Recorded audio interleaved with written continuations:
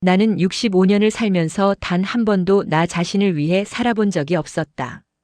대기업 공장장이었던 남편 박철수의 아내로, 아들 준영의 엄마로, 시부모님의 며느리로만 존재했다.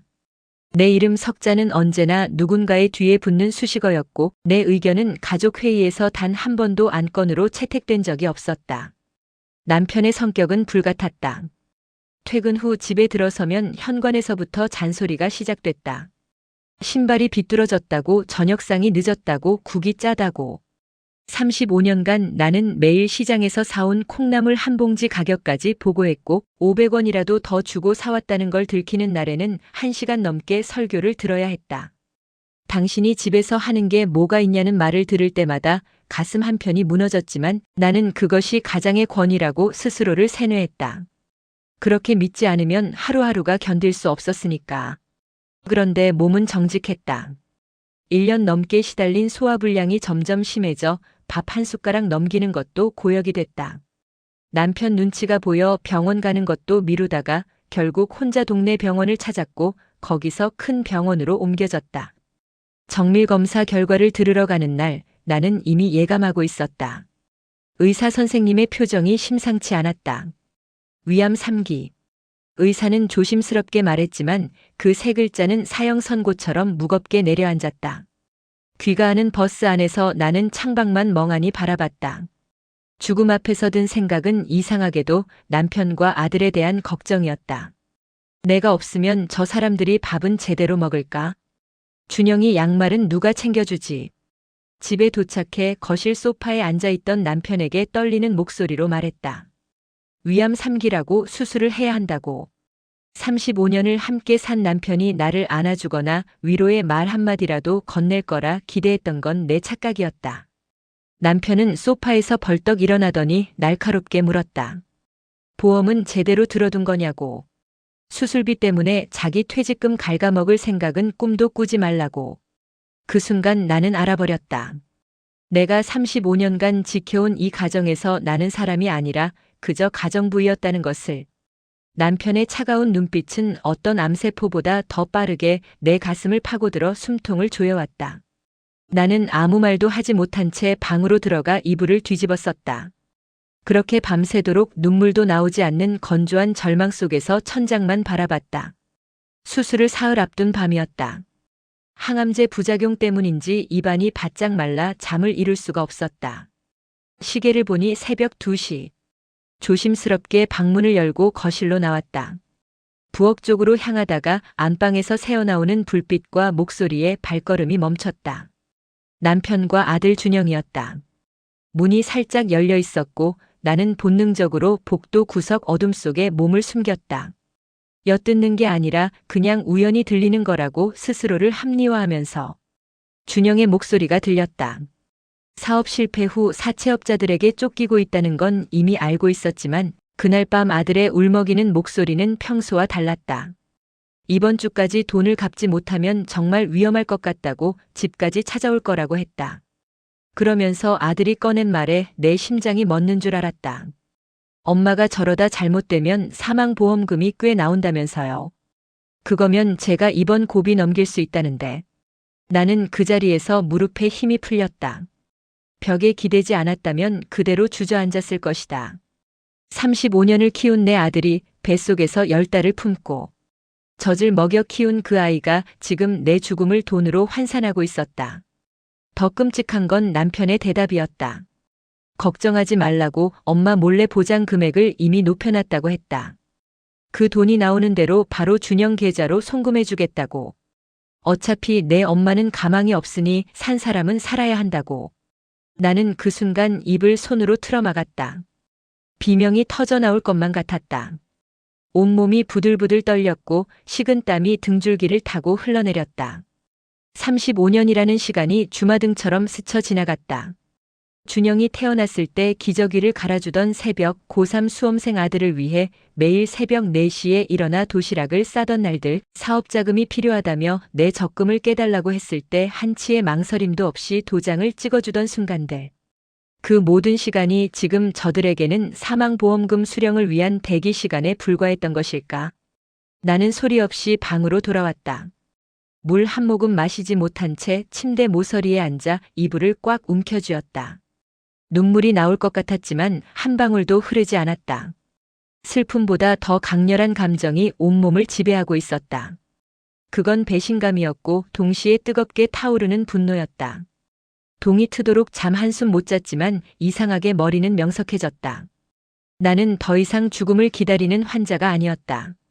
그날 밤부터 나는 싸울 준비를 하는 전사가 되기로 결심했다. 다음 날 아침 남편은 평소처럼 등산복을 챙겨 입고 나갔다. 매주 토요일마다 산악회 사람들과 산에 간다는 남편의 뒷모습을 배웅하면서 나는 처음으로 그 등에 칼을 꽂고 싶다는 생각을 했다. 현관문이 닫히는 소리를 확인한 후 나는 곧장 남편의 서재로 향했다. 35년을 살면서 단 한 번도 들어가 본 적 없는 그 방. 남편은 늘 서재는 자기만의 공간이라며 청소조차 본인이 직접 했다. 나는 손이 떨리는 걸 억누르며 책상 서랍을 하나씩 열었다. 두 번째 서랍 깊숙한 곳에서 두툼한 서류 봉투를 발견했다. 봉투 안에는 내가 전혀 몰랐던 세상이 들어있었다. 강남에 있는 상가 건물의 등기부등본. 남편 단독 명의였다. 시가로 따지면 수억 원은 좋게 될 부동산이었다. 또 다른 통장 사본에는 3억이 넘는 금액이 찍혀 있었다. 나에게는 시장에서 콩나물 500원 아끼라고 호통치던 사람이 이렇게 엄청난 재산을 숨겨두고 있었다. 더 찾아보니 세무사와 주고받은 문자 내역이 출력되어 있었다. 아들 준영에게 재산을 증여하는 방법에 대한 상담 내용이었다. 증여세를 최소화하면서 배우자 몫을 줄이는 방법까지 구체적으로 논의되어 있었다. 날짜를 보니 내가 암 진단을 받기 불과 한 달 전이었다. 나는 그 서류들을 보며 헛웃음이 나왔다. 35년간 내가 지켜온 평화는 평화가 아니었다. 그건 남편의 철저한 기만과 나의 일방적인 희생 위에 세워진 모래성이었다. 나는 그저 가정이라는 무대 위에서 정해진 대사만 읽는 엑스트라에 불과했다. 서재에서 나온 나는 거울 앞에 섰다. 거울 속의 65세 여자는 초췌했지만 눈빛만은 이상할 정도로 또렷했다. 나는 휴대폰을 꺼내 가족법 전문 변호사를 검색했다. 평소라면 상상도 못할 일이었다. 하지만 저 괴물들이 내 죽음을 기다리며 유산 분배 계획을 짜고 있는데 나만 착하게 죽어줄 순 없었다. 월요일 아침 나는 수술 전 검사 때문에 병원 간다는 핑계로 집을 나섰다. 실제로 간 곳은 시내 한복판의 법률사무소였다. 변호사 앞에 앉아 나는 지난 사흘간의 일을 담담하게 설명했다. 남편과 아들의 대화를 녹음한 파일도 건넸다. 변호사는 서류를 검토하더니 고개를 끄덕였다. 이혼 소송과 재산분할 청구가 가능하다고 은닉 재산에 대한 증거가 확실하니 승소 가능성이 높다고 했다. 나는 그 자리에서 단호하게 말했다. 제 인생 35년치 값을 청구하려 합니다. 단 1원도 저 괴물들에게 줄 수 없습니다. 사무실을 나서는 내 걸음은 놀라울 정도로 가벼웠다. 소송장이 남편에게 전달된 날 집은 아수라장이 됐다. 퇴근 후 집에 들어선 남편은 서류를 구겨 던지며 고함을 질렀다. 아픈 여편 내가 노망이 났냐고, 죽기 전에 집안을 쑥대밭으로 만들 거냐고. 나는 소파에 앉아 그 모습을 조용히 바라봤다. 예전 같았으면 무릎 꿇고 용서를 빌었을 것이다. 하지만 이제는 달랐다. 며칠 후 아들 준영이 찾아왔다. 현관문을 발로 차며 들어온 아들의 얼굴은 분노로 일그러져 있었다. 엄마가 어떻게 자식 앞길을 막느냐고, 이게 불효가 아니고 뭐냐고 소리쳤다. 나는 그 아들을 똑바로 쳐다보며 물었다. 내가 내 사망보험금을 사업자금으로 쓰려던 게 효도였냐고. 아들은 할 말을 잃고 입을 다물었다. 법정 공방은 6개월간 이어졌다. 그 시간 동안 나는 수술을 받고 항암 치료를 시작했다. 병원과 법원을 오가는 날들이었지만 이상하게도 몸은 버텨줬다. 아니, 어쩌면 싸울 이유가 생겨서 더 버틸 수 있었는지도 모른다. 변호사는 남편의 재산 은닉 증거와 보험금 편취 시도를 담은 녹취록을 법정에 제출했다. 남편 측 변호사는 부부간의 사적인 대화를 도청한 것은 불법이라고 주장했지만 재판부는 배우자의 생명을 재산으로 환산한 대화 내용의 심각성을 더 무겁게 봤다. 최종 변론 날 나는 증인석에 섰다. 판사가 물었다. 35년을 함께 산 남편과 정말 이혼하고 싶으냐고.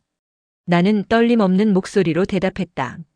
저는 이제 당신의 밥 짓는 기계도 아들의 현금 인출기도 아닙니다. 저는 그냥 한정희입니다. 방청석에 앉아있던 남편의 얼굴이 굳어지는 게 보였다. 아들은 고개를 푹 숙이고 있었다. 2달 후 판결문이 나왔다. 재판부는 나의 가사노동 기여도를 60%로 인정했고 은닉했던 재산을 포함한 전체 재산의 절반을 분할하라는 판결을 내렸다. 또한 남편이 임의로 증액한 보험금에 대해서도 배우자 동의 없이 이루어진 불법 행위로 판단해 원상복구를 명령했다. 법원 복도에서 판결문을 받아든 나는 한참을 그 자리에 서 있었다. 35년 만에 박철수의 아내가 아닌, 준영의 엄마가 아닌 온전히 한정희라는 이름으로 세상에 섰다. 법정을 나서며 창밖을 보니 봄볕이 눈부시게 쏟아지고 있었다. 변호사가 축하한다며 악수를 청했다. 나는 그 손을 잡으며 처음으로 환하게 웃었다. 65년을 살면서 가장 당당한 순간이었다. 이제 남은 시간이 얼마든 그 시간만큼은 진짜 내 이름으로 살 수 있을 것 같았다. 이혼이 확정된 후 나는 35년을 살았던 그 집을 떠났다. 재산 분할로 받은 돈으로 강남의 작은 아파트를 계약했다. 남양 거실로 햇살이 가득 들어오는 24평짜리 공간. 평생 남의 집에서 눈치 보며 살았는데 이제는 온전히 내 이름으로 된 집이 생긴 것이다. 짐을 풀며 이삿짐 속에서 오래된 사진첩을 발견했다. 결혼식 사진 속에 28살 나는 환하게 웃고 있었다. 그 웃음이 언제부터 사라졌는지 나도 모르게 눈물이 흘렀다. 하지만 그 눈물은 슬픔이 아니라 해방의 눈물이었다. 항암 치료는 여전히 고됐다. 매주 병원을 오가며 약물을 투여받는 날이면 온몸이 천근만근처럼 무거웠다. 머리카락도 빠지기 시작했고 거울을 볼 때마다 낯선 내 모습에 놀랐다. 하지만 이상하게도 마음만은 날마다 가벼워졌다.